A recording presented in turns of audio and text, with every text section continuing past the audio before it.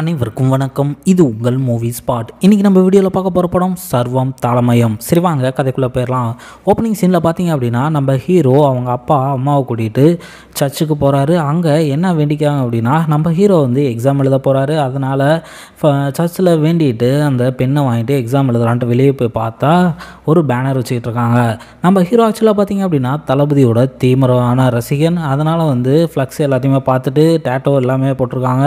அவனுக்கு எக்ஸாம் எழுதவே தோணல. ஏன் அப்படின்னா விஜய் சாரோட மெர்சல் படம் வந்து அன்றைக்கி ரிலீஸ் ஆகுது இல்லையா. ஸோ அதனால் வந்து எக்ஸாமே எழுதாமல் ஓடியாந்துறாரு.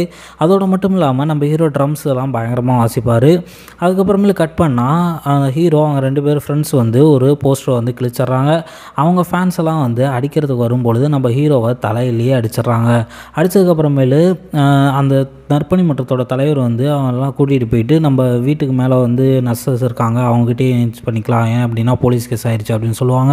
அப்புறம் போயிட்டு அங்கே போயிட்டு தயவு செஞ்சு எப்படியாச்சும் ஹெல்ப் பண்ணுங்கள் அப்படின்னு சொல்லி அவருக்கு நம்ம ஹீரோக்கு வந்து அந்த கட்டும் போட்டுவிடுவாங்க. அப்போ தான் நம்ம ஹீரோயின் என்ட்ரியும் வரும். அவர் எப்போ ஜிவி பிரகாஷுக்கு வந்து பயங்கரமாக அந்த கட்டெல்லாம் போட்டு வலிக்காத மாதிரி பாட்டெல்லாம் பாடி எல்லாமே பண்ணிகிட்டு இருப்பாங்க. ஜிவி பிரகாஷுக்கு அதுக்கப்புறமேலு நம்ம ஹீரோயின் மேலே லவ் ஸ்டார்ட் ஆகிரும். அவர் அப்புறமேலே என்ன பண்ணுவார் அப்படின்னா அதையே திங்க் பண்ணிகிட்டு இருப்பார். நமக்கு கட்டுப்போட்ட பொண்ணை வந்து எப்படியாச்சும் நம்ம கரெக்ட் பண்ணிடணும் அப்படின்னு யோசிச்சுட்டே இருப்பார். அது மட்டும் இல்லாமல் ஃபாலோ பண்ணுவார். எங்கெல்லாம்னா எல்லா பக்கமும் ஃபாலோ பண்ணிகிட்ருப்பார். இங்கே ஃபாலோ பண்ணுவார், வீட்டில் ஒர்க் பண்ணுற பிளேஸில் ஃபாலோ பண்ணுவார். கடைசியில் பார்த்தீங்க அப்படின்னா நம்ம ஹீரோயினே ஒரு கட்டத்தில் வந்து ஒரு ஜெர்மன் கிளாஸ் போயிட்டுருப்பாங்க. அங்கேயுமே போக ஆரம்பிச்சிடுவார், நான் ஜெர்மன் கற்றுக்க போகிறேன் அப்படின்ட்டு. அதுக்கப்புறமேல் நம்ம ஹீரோயின் வந்து கூப்பிட்டு இந்த மாதிரி எல்லாம் பண்ணிகிட்டு இருக்காத, எனக்கு வந்து சுத்தமாக பிடிக்கல அப்படின்னு சொல்கிறாங்க. அதுக்கப்புறமேல் கட் பண்ணால் ஹீரோவோட ஃபேமிலியை வந்து காட்டுறாங்க.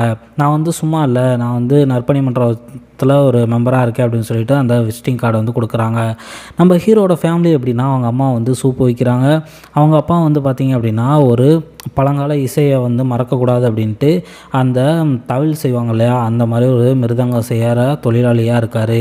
ஆனால் நம்ம ஹீரோ வந்து ஃபெயில் ஆனதுனால அவங்க அம்மா வந்து பயங்கரமாக திட்டுறாங்க. உன்னை நம்பி நான் இருக்கேன், நீ எப்படியாச்சும் நம்ம குடும்பத்தை வந்து முன்னேற்றிடுவேன்னு நினச்சேன், ஆனால் நீ இப்படி பண்ணிகிட்டு இருக்க அப்படின்னு சொல்லிட்டு ரொம்பவுமே டென்ஷனாக கத்திகிட்டு இருக்காங்க. அதுக்கப்புறமேல நம்ம ஹீரோ என்ன சொல்கிறார் அப்படின்னா, அப்பா நான் அவங்க தொழிலையாக கற்றுக்கிறேன் அப்படின்னு சொல்லிட்டு அவங்க அப்பாக்கிட்டேயே ஐடியா வந்து கேட்டுட்ருக்காரு. அதுக்கப்புறம் கட் பண்ணால் இப்போ தான் ஒரிஜினலாக வந்து நம்ம ஸ்டாரே இன்ட்ரடியூஸ் ஆகுது. என்ன அப்படின்னா வேம்பு ஐயர் அப்படிங்கிற ஒரு கேரக்டர் வந்து இன்ட்ரடியூஸ் பண்ணுறாங்க. அவரை வந்து டிடி வந்து இன்டர்வியூ எடுத்துகிட்டு இருக்காங்க. என்ன அப்படின்னா அவருக்கு வந்து சங்கீத கலாமணி அப்படிங்கிற ஒரு அவார்டு வந்து அனௌன்ஸ் பண்ணியிருக்காங்க. இதை பற்றி வந்து இன்டர்வியூவில் பேசிகிட்டு இருக்காங்க. அதுக்கு அவர் சொல்கிறாரு, இப்போ தான் வந்து இசைக்கருவிகள் எல்லாமே கொஞ்சம் ஃபேமஸ் ஆகிட்டு வருது அப்படின்னு பேசிகிட்டு இருக்காரு. இதுக்கடையில் பார்த்திங்க அப்படின்னா நம்ம ஹீரோவோட அப்பா வந்து மிருதங்கம் வந்து அங்கே கொடுக்க வராரு. கொடுக்க வந்தோடனே அங்கே ஒரு டிஸ்கஷன் போகுது. எங்கள் ஷோக்கு வந்து நீங்கள் ஜட்ஜாக வாங்க அப்படின்ட்டு டிடி கூப்பிட்றாங்க. உங்கள் ஷோவெல்லாம் எனக்கு பிடிக்கவே பிடிக்காது அப்படின்னு சொல்லிட்டு அந்த வெங்க ஐயர் இருப்பாங்க இல்லையா, மணின்னு சொல்லி கூப்பிட்டு அவர் தான் அசிஸ்டண்ட்டு, அவரை வந்து திட்டி அனுப்பிச்சிட்றாங்க. அவன் தங்கச்சியை வந்து ஒழுங்காக போக சொல்லு அப்படின்ட்டு. அதுக்கப்புறமேலு நம்ம ஹீரோவோட அப்பா வந்து அந்த மிருதங்க கொடுத்துட்டு சார் தோல் வாங்கணும் ஐயா அப்படின்னு சொல்லிட்டு கேட்பார். அவர் புரிஞ்சுக்கிட்டு காசெல்லாம் கொடுத்து அனுப்புவார். அதுக்கப்புறமேலு போயிட்டு அவங்க மிருதங்க செய்ய ஆரம்பிப்பாங்க. அதுக்கப்புறம் பார்த்திங்க அப்படின்னா அவங்க வாசிக்க போகிற இடத்துல அந்த கொடுத்தாங்க இல்லையா அந்த மிருதங்கம் வந்து கீழே வந்து அந்த மணிங்கிறவர் வந்து விட்டுருவார். விட்டதுக்கப்புறமேலு நம்ம வேம்பு ஐயர் வந்து கால் பண்ணி ஜான்சன் எப்படியாச்சும் வந்து ஒரு மிருதங்கம் வந்து எனக்கு வேணும் அப்படின்னு சொல்லி அவன் பையன்கிட்ட வந்து கொடுத்து அனுப்புவார். நம்ம ஹீரோவும் கொடுத்துட்டு அங்கேயே வந்து உட்காந்து அந்த வாசிக்கிறது எல்லாமே பார்த்துக்கிட்டு இருப்பார்.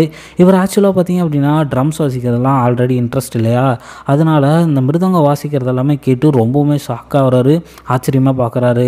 அதுக்கப்புறம் ஒரு பையனை வந்து இன்ட்ரடியூஸ் பண்ணுறாங்க. இவன் வந்து உங்கள் சிசியனாக ஆசைப்பட்றான் அப்படின்ட்டு.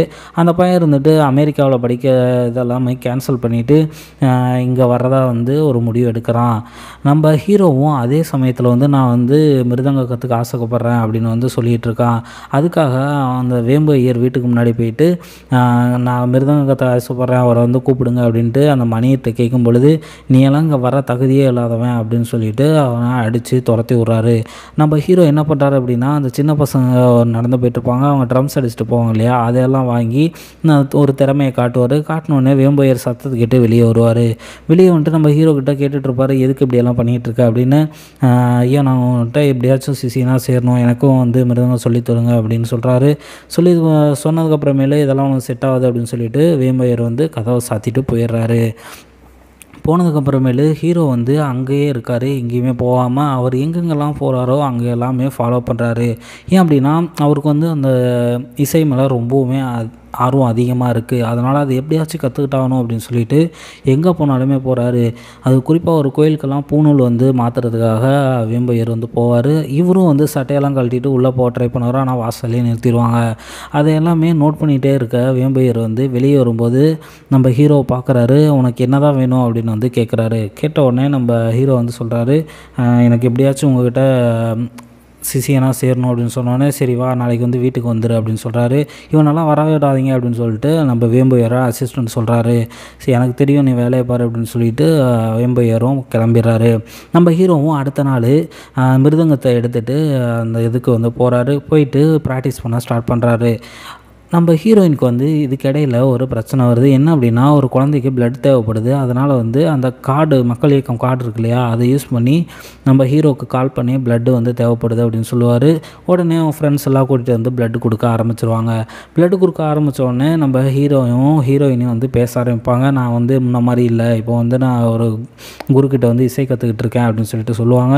அதுக்கப்புறமேலு அவங்க தங்கியிருப்பாங்க இல்லையா ரூமு, அந்த இடத்துல வந்து அந்த புது பையன் வந்து அமெரிக்காவிலேருந்து வந்தான் இல்லையா, அந்த பையன் வந்து லேப்டாப் இதெல்லாம் வச்சுருப்பான். அதை வந்து நம்ம ஹீரோ வந்து கேட்டுட்ருப்பார், யாரை கேட்டு இதை எடுத்த அப்படின்னு சொல்லிட்டு ஃபஸ்ட்டு சொன்னாலுமே அதுக்கப்புறமேலே நீ ஃபுல்லாக கீழே அப்படின்னு சொல்லிட்டு எல்லாத்தையுமே கொடுத்துருவார். நம்ம ஹீரோவும் அது ரொம்பவுமே ஆர்வமாக நைட்டும் பகலமாக கேட்டு எல்லா இடத்துலையுமே ப்ராக்டிஸ் பண்ணிகிட்ருப்பார். அதனால் ரொம்பவுமே இன்ட்ரெஸ்ட்டாகவும் இருக்கும். அதுக்கப்புறமேலே வீட்டில் பார்த்தீங்க அப்படின்னா வேம்பையரோட அந்த ருத்ராட்ச கொட்டை வந்து கீழே விழுந்துரும். அதை நம்ம ஹீரோ இப்படியே கண்டுபிடிச்சி எடுத்து கொடுப்பாரு. இதெல்லாம் நீ ஏன்டா எடுத்த அப்படின்னு சொல்லிட்டு அந்த மணி வந்து அதை வாஷ் பண்ணுவார்.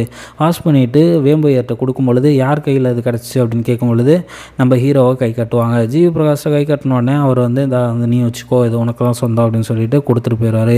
மணி இருந்துட்டு இதெல்லாம் போடும்போது தயவு செஞ்சு சரக்கு கறியெல்லாம் சாப்பிடாத அப்படின்னு சொல்லிட்டு திட்டிட்டு போவார்.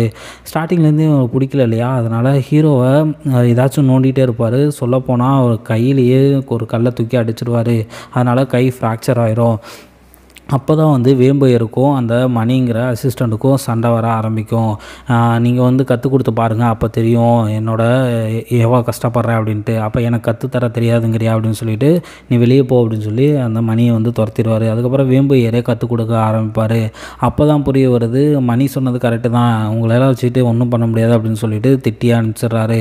நம்ம ஹீரோவும் அவரோட ஃப்ரெண்டும் வந்து டிஸ்கஷன் பண்ணுறாங்க, நான் ஒழுங்காக வாசிக்கலையா, என்ன பண்ணுறேனே தெரியல, திட்டு வாங்கிட்டே இருக்கா அப்படின்னு. அதுக்கப்புறமேல பார்த்தீங்க அப்படின்னா அந்த அசிஸ்டண்ட் இருக்கா இல்லையா, அவன் தங்கச்சியை போய் பார்க்குறான், எனக்கு வந்து 10,000 கொடு, எனக்கு என்ன பண்ணுறதுன்னு தெரியல, துரத்திட்டார் என்ன அப்படின்னு சொல்லும்போது நான் உன்னை பெரிய ஆளாக்குறேன்னு அந்த டிடி வந்து சொல்லுவாங்க. அதுக்கடையில் பார்த்தீங்க அப்படின்னா நம்ம ஹீரோவும் பயங்கரமாக வந்து அந்த சுதியெல்லாம் மிஸ் ஆகுதுன்னு சொல்லிட்டு இருந்தார். அதை வந்து எப்படியாச்சும் பிடிக்கணும் அப்படின்னு சொல்லிட்டு அதை கடைப்பிடிச்சி வேம்பையர்ட்டையும் பண்ணி காட்டிடுவார். அவங்க 2 பேருமே டீ குடிக்கலாம் அப்படின்ட்டு வெளியே போகும்பொழுது ஒருத்தர் வந்து அந்த வேம்பையர் கூட பேசிகிட்டே போயிடுவார். நம்ம ஹீரோ மட்டும் தனியாக நின்று பார்த்துட்டு இருக்கும்பொழுது பின்னாடி பார்த்திங்க அப்படின்னா ஹீரோயின் வந்துடுவாங்க. வந்துட்டு அவங்களுக்கும் ஒரு பொறாமை இருக்கும். என்ன அப்படின்னா ரொம்ப நாளாக வந்து அவரை பார்க்கவே வரல இல்லையா, அதனால் வந்து ஹீரோயினுக்கு வந்து ரொம்பவுமே வெக்ஸ் ஆயிரும். நீ என்னை பார்க்கவே வரல, ஆனால் நான் உன்னை தான் நினச்சிட்டு இருக்கேன், நீ வந்த நினைவுகள் தான் நினச்சிட்டு இருக்கேன் அப்படின்னு சொல்லுவாங்க. அதுக்கு ஹீரோ வந்துட்டு சத்தம் போடாத, நான் வந்து அவர்கிட்ட இது கற்றுக்கிட்டு இருக்கேன், இசை வந்து எனக்கு ரொம்பவுமே பிடிக்கும் அப்படின்னு சொல்லுவாங்க. இதுக்கடையில் ஒரு ஷோ வந்து இன்ட்ரடியூஸ் பண்ணுறாங்க. டிடி வந்து அந்த ஷோ சொல்லியிருந்தாங்க இல்லையா, அதில் வந்து நம்ம அவனோட அண்ணனை வந்து ஒரு ஜட்ஜ் ஆக்கிடுறாங்க. ஆக்கினதுக்கப்புறமேலு அந்த இசை எல்லாமே பின்புலம் பண்ணிகிட்டு இருக்காங்க.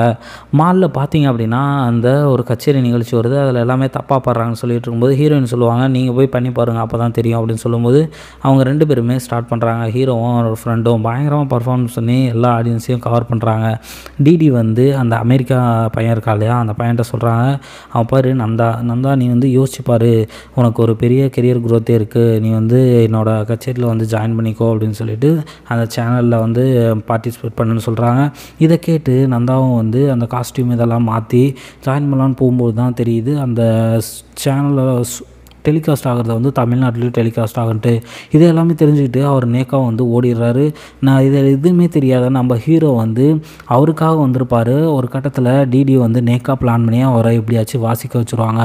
வாசிக்க வச்சதுக்கப்புறமேலு அவர் சொல்லுவார், நான் வந்து வேம்பு ஐயரோட சிஷியன் அப்படின்ட்டு. அதுக்கு அந்த அசிஸ்டண்ட் இருப்பான் இல்லையா, அவன் தான் ஜட்ஜு. ஸோ அவன் வந்து என்ன சொல்லுவான், நீ 5 கட்டையில் வாசி அப்படின்னு சொல்லிட்டு ஒரு ராகம் எடுத்து கொடுப்பான். அதுக்கு இருந்துட்டு ஹீரோ வந்து வாசிக்க தடுமாறுவார், சொதப்பிடுவார். சரி ஓகே, நீங்கள் வந்து தோத்துட்டீங்க, நெக்ஸ்ட் சீசனில் பார்க்கலாம் அப்படின்னு சொல்லுவார். இதுக்கடையில் பார்த்திங்க அப்படின்னா ஒரு சரியான ஃபைட் நடக்கும். ஏன் அப்படின்னா வேம்பு ஐயரை தப்பாக பேசுனால அந்த சிஷியனை அடிக்க போயிடுவார். அடிக்க போன இடத்துல நம்ம ஹீரோவுக்கு வந்து கையில் அடிபட்டுரும். அதுக்கப்புறமேலே இதெல்லாம் இஷ்யூலாம் பெருசாகி கேஸே கொடுத்துருவாங்க. கேஸ் கொடுத்து போலீஸ் வந்து நம்ம ஹீரோவை வந்து அரெஸ்ட் பண்ணிவிட்டு கொண்டு போய் ஸ்டேஷனில் வச்சுருவாங்க. அப்போ நம்ம தளபதி இயக்கத்தோட தலைவர் தான் வந்து எப்படியாச்சும் காப்பாற்றணும்னு ட்ரை பண்ணுவார். இந்த டிவி நிகழ்ச்சியிலலாம் பார்த்திங்க அப்படின்னா அவர் வந்து தாழ்த்தப்பட்டவனால் ஓவராக பண்ணுறாங்க அப்படின்னுலாம் பேசிகிட்டு இருப்பாங்க. எப்படியோ ஒன்று நம்ம ஹீரோ வந்து இங்கே இருக்கக்கூடாது, அவனை வந்து எப்படியாச்சும் வெளியூருக்கு அனுப்பிடு அப்படின்னு சொல்லிட்டு போலீஸ் ஆஃபீஸர் சொல்லுவாங்க. சரி அப்படின்ட்டு அவங்க அப்பா வந்து நம்ம ஹீரோவை கூட்டிகிட்டு அவர் சொந்த ஊருக்கே போவார். சொந்த ஊருக்கு போகும்பொழுது ஒரு டீ கடையில் வந்து இறங்கி டீ குடிக்கலாம் அப்படின்ட்டு போகும்பொழுது தான் தெரிஞ்சிச்சு அங்கேயுமே ஒரு பாகுபாடு இருக்குது, இந்த மேல் ஜாதி கீழ் ஜாதிங்கிறது. இவங்க போன உடனே பிளாஸ்டிக் கப்பில் தான் டீ கொடுப்பாங்க. அப்போ நம்ம ஹீரோவுக்கு புரியாது, நான் என்ன சின்ன குழந்தையா பிளாஸ்டிக் கப்பில் கொடுக்குறான் அப்படின்னு சொல்லும்போது அவங்க அப்பா எக்ஸ்பிளைன் பண்ணுவார். அவன் வந்து ஜாதி ஆதிக்கத்தை காட்டுறான் அப்படின்னு சொல்லும்பொழுது ஹீரோவுக்கு செம்ம கடுப்பாயிரும். அதுக்கப்புறமேல அவங்க வீட்டுக்கு போகிறாங்க. வீட்டுக்கு போகும்போது தான் ஹீரோவுக்கு வந்து தெரியுது, இசை வந்து எல்லா இடத்துலையுமே இருக்குது இல்லையா, அங்கே வந்து அந்த தப்பு கட்டுறதே வந்து பயங்கரமாக ஃபேமஸாக இருக்குது. ஒரு பாட்டும் வந்து வருது. அந்த பாட்டில் பார்த்திங்க அப்படின்னா நிறைய பீட்டு, நிறைய சாங்ஸு, தப்பாட்டம் எல்லாமே, அந்த பறை இசை எல்லாமே வருது. அது எல்லாமே நம்ம ஹீரோ வந்து பயங்கரமாக நோட் பண்ணி ரொம்பவுமே சந்தோஷமாக 2 பேருமே என்ஜாய் பண்ணுறாங்க. அதுக்கப்புறமேல திருப்பியும் சென்னைக்கு அப்பாவும் பிள்ளையும் வராங்க. ஆனால் அவங்க அப்பாவுக்கு வந்து ரொம்பவுமே உடம்பு சரியில்லாமல் போகுது. ஏன்னா நைட் ஃபுல்லாக ஆட்டம் போட்டனால ரொம்ப உடம்பு சரியில்லாமல் போகுது. ஹீரோ வந்து சரி அவன் ஃப்ரெண்டு நந்தாவை மீட் பண்ணலாம் அப்படின்ட்டு அவன் ரூமுக்கு போகும்போது, நீ எப்படி ஐயர்கிட்ட அவர்கிட்ட சொல்லிட்டியா, குரு வந்து என்ன சொன்னார் அப்படின்னு கேட்கும்பொழுது, நான் என்ன சொன்னேன், நான் எதுவுமே சொல்ல, நீ அந்த இசை நிகழ்ச்சியில் தோத்தனால தான் இப்படி வெறுப்பில் பேசிகிட்டு இருக்க அப்படின்னு சொல்லும்போது, நான் உனக்காக தான் பார்க்குறேன் அப்படின்னு சொல்லிட்டு திட்டி அனுப்பிச்சிடுவார். அதுக்கப்புறமேலு அந்த இசை நிகழ்ச்சி ஒன்று நடக்குது. அதில் வேம்பு ஐயர் பயங்கரமாக பர்ஃபார்ம் பண்ணிவிட்டு காரில் வந்து அந்த பாட்டு பாடுறவரும் அவனும் பேசிட்டு வராங்க. உன்னோட கான்ட்ரவர்சி தான் பயங்கரமாக போய்கிட்டு இருக்கு அப்படின்னு சொல்லிட்டு வேம்பு ஐயர் சொல்லுவார். அதுக்கு அந்த இசை பாடுறவங்க என்ன சொல்லுவான் அப்படின்னா, நீங்கள் ரிட்டையர் ஆகிறதா பேசிக்கிறாங்க, அது உண்மையானு தெரியல அப்படின்னு சொல்லிட்டு ஒரு சண்டை வந்துடும். சண்டை வந்ததுக்கப்புறமேலு நான் தான் உங்களுக்கு சான்ஸ் கொடுத்தேன், இனிமேல் அதையே எதிர்பார்க்காதீங்க அப்படின்னு சொல்லிட்டு காரை விட்டு இறங்கி போயிடுவார். வேம்பு ஐயருக்கு வந்து ரொம்பவுமே கடுப்பாயிரும். வீட்டுக்கு போயிடுவார். நம்ம ஹீரோ வந்து ஒரு மெத்தலத்தை வந்து ரெடி பண்ணுவார். அவங்க அப்பா உடம்பு சரியில்லாதனால அவரே ரெடி பண்ணுவார். ரெடி பண்ணி பயங்கரமாக வந்து வாசிக்க ஸ்டார்ட் பண்ணிடுவார். காலையில் விடிஞ்சா ஒரு அந்த மிருதங்கம் வாங்க வந்து ஒரு 2 பேர் வருவாங்க. அந்த 2 பேர் அவங்க அப்பா கட்டினதை விட அந்த பையன் கட்டினது வந்து பயங்கரமாக இருக்குன்னு சொல்லிட்டு அதிக காசு கொடுத்து வாங்கிட்டு போயிடுவாங்க. வாங்கிட்டு போனதுக்கப்புறமே நம்ம ஹீரோ வந்து எங்கே என்னோடய மிருதங்கத்தை காணோன்னு கேட்கும் பொழுது, நீ கட்டினதான் வேணும்னு சொல்லிட்டு வாங்கிட்டு போயிட்டாங்கடா அப்படின்னு சொல்லும்போது ஹீரோ வந்து திட்டி அந்த காசை பிடிங்கிட்டு போயிட்டு திருப்பியும் அந்த மிருதங்கத்தை வாங்கிட்டு வந்துடுவார். அப்போ அவங்க ஃபேமிலியே ரொம்ப டென்ஷன் ஆயிரும். நீ எதுக்கு மேலே ஆக்கியில் என் கண்ணு முன்னாடி நிற்காது அப்படின்னு சொல்லிட்டு நம்ம ஹீரோவை அடித்து துரத்திடுவாங்க. நம்ம ஹீரோவும் கோவத்தில் வந்து வெளியே போயிடுவாங்க. நம்ம எப்போயுமே ஹீரோ வந்து எங்கே போனாலுமே அந்த தளபதி மன்றத்துக்கு தான் போவார். அங்கே போயிட்டு குடிச்சிட்டு திருப்பி வந்து நம்ம ஹீரோ வீட்டுக்கே வராங்க. வந்துட்டு டேய் ஜான்சன் நில்றா அப்படின்னு சொல்லிட்டு அவங்க அப்பாவையும் அவங்க அம்மாவையும் கத்திட்டு ஆரம்பிப்பாங்க. நான் மற்றலாம் அந்த கட்டணும்னா அதையே தான் பண்ணணுமா, நான் வந்து எதுவுமே வாசிக்கக்கூடாதா அப்படின்னு சொல்லிட்டு நம்ம ஹீரோ பயங்கரமாக டென்ஷன் ஆகி கத்திட்டு இருப்பார். நம்ம ஹீரோயின் அவன் தம் அடிக்கிறத பார்த்துட்டு கூட்டிகிட்டு வீட்டுக்கு வருவாங்க. வீட்டுக்கு வந்துட்டு அவன் வந்து சொல்லுவான், இந்த மாதிரி எனக்கு இசையில் ரொம்பவுமே இன்ட்ரெஸ்ட் இருக்குது, ஆனால் யாருமே என்னை புரிஞ்சிக்க மாட்றாங்க அப்படின்னு சொல்லுவான். ஹீரோ வந்து என்ன சொல்லுவான்னா, ஒரு காய்கறி வெட்டிக்கிட்டு இருப்பான். அந்த வெட்டிக்கிட்டு இருக்க பார்த்தா உனக்கு என்ன தோணுது, காய்கறி வெட்டுறாருந்தால தோணுது, ஆனால் எனக்கு அப்படி தோணல, அவன் 8 கட்டையில் வந்து அந்த சுதியை வந்து போட்டுட்ருக்கான் அப்படின்னு சொல்லுவாங்க. இதெல்லாம் கேட்டுகிட்டு இருந்த நம்ம ஹீரோயின் வந்து ஒரு ஐடியா கொடுப்பாங்க. எனக்கு மட்டும் ஒரு குரு கிடச்சிட்டா நான் வந்து பயங்கரமாக இருப்பேன்னு சொல்லி, நீ ஏன் குருவை வந்து யாராச்சும் ஒருத்தருக்குள்ளே தேடுற, நீ வந்து வெளி உலகத்தை பாரு, எல்லாமே உனக்கு இசையாக தெரியுதுன்னு சொல்கிறல்ல, நிறைய இடத்துல போய்ட்டு கற்றுக்கோ அப்படின்னு ஐடியா கொடுக்குறாங்க. நம்ம ஹீரோவும் அதே மாதிரியே போயிட்டு நான் ஃப்ரெண்ட்ஸ்கிட்ட வண்டி காசு எல்லாமே வாங்கிட்டு நிறைய ஸ்டேட் பை ஸ்டேட்டாக கிளம்ப ஆரம்பிக்கிறாரு. போயிட்டு எல்லா ஸ்டேட்லேயுமே கிட்டத்தட்ட அவர் ராஜஸ்தான், பஞ்சாபு, ஒடிசா எல்லா ஸ்டேட்லேயுமே போயிட்டு என்னென்ன வாத்தியங்கள் இருக்கோ எல்லாத்தையுமே கற்றுக்க ஆரம்பிக்கிறாரு. எல்லாத்தையுமே ரொம்பவுமே பர்ஃபெக்ஷனாகவும் ரொம்பவுமே சூப்பராகவும் கற்றுக்க ட்ரை பண்ணுறாரு. அதை கற்றுக்கவுமே செஞ்சுட்டாரு. ஃபைனலாக பார்த்தீங்க அப்படின்னா அவர் வந்து கேரளாவுக்கு போக முடிவு பண்ணுறாரு. அங்கே சண்டை மேளம் இருக்கு இல்லையா, அதை கற்றுக்கலாம் அப்படின்னு சொல்லிட்டு ஒரு குரு கிட்ட போகிறாரு. அந்த குருவுமே வந்து கற்றுத்தர ட்ரை பண்ணிட்டு இருக்கும்போது தான் நம்ம வேம்பையருக்கு ஒரு இன்சிடெண்ட் நடக்குது. என்ன அப்படின்னா, ஒரு லிஸ்ட் வந்து அனௌன்ஸ் பண்ணுவாங்க. அந்த லிஸ்ட்டில் வந்து அவங்க 2 பேருமே இல்லை அப்படின்னு சொல்லிட்டு நந்தா சொல்லுவாங்க. 54 வருஷத்தில் இந்த வருஷம் தான் நீங்கள் வாசிக்கவே முடியாது அப்படின்னு சொல்லும் பொழுது ரொம்பவுமே ஷாக் ஆயிடுவார் வேம்பையரே. அதுக்கப்புறமேலே உங்கள் கூட இருந்தால் நானும் என்னோடய கெரியரும் போயிடும், ஸோ நான் வந்து அந்த இசை நிகழ்ச்சிக்கு போய் ஜாயின் பண்ணுறேன் அப்படின்னு சொல்லிட்டு கிளம்பிடுவான் நந்தா.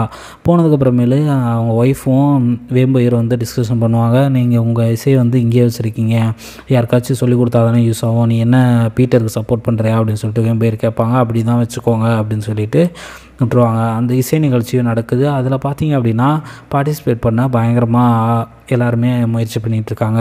வேம்பையர் வந்து ஜாக்சன் வீட்டுக்கு போகிறாரு. வீட்டுக்கு போயிட்டு ஜி பிரகாஷ் வந்து தேடுறாரு.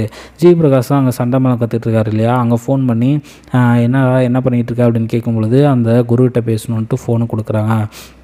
அவனை எப்படியாச்சும் அனுப்பிச்சி விடுங்க, நான் வந்து ப்ராக்டிஸ் கொடுக்கணும் அப்படின்னு சொல்லிட்டு சொல்கிறாங்க. திருப்பி வந்து ஃபஸ்ட்லேருந்து ப்ராக்டிஸ் ஆரம்பிக்கிறாங்க.